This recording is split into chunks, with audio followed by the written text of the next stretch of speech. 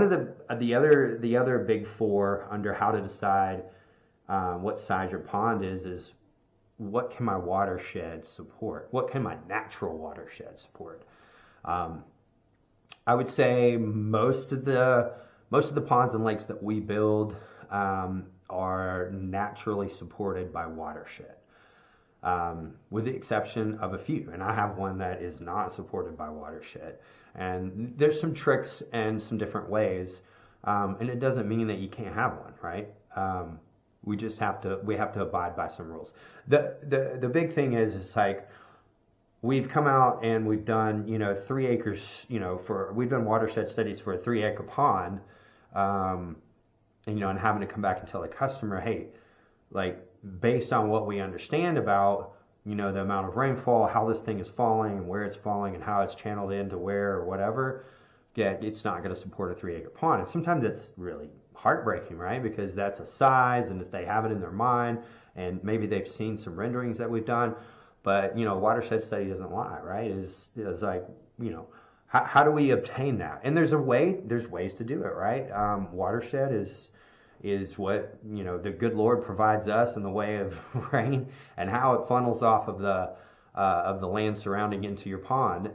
But the other way is to supplement it.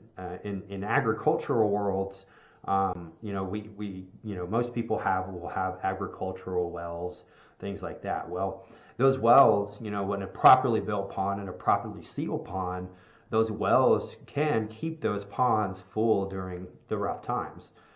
This isn't something that we want to continually pump water out of the ground for, but they supplement it. So, if a customer wanted a 3-acre pond, we believe, the watershed, based on the study, would support a 2-acre pond, then we would suggest a solar well, with a float valve switch or something like that. There's a million ways to do it, but I think what we need to keep here in mind is like, what will my watershed support? And the next one is well, I need to incorporate other resources to get this thing to the level it needs to be. And that can be a well, that could be runoff, house runoff, that could be a lot of different things.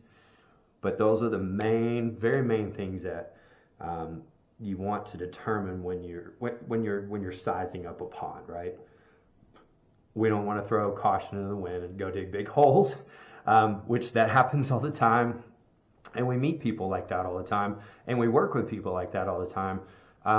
But at the end of the day, if we wanted to do it right, the right way, we would consider those things. I'm super grateful for the time. I'm super grateful for you and the opportunity to share something that we're completely passionate about. And always, let's dream up something together.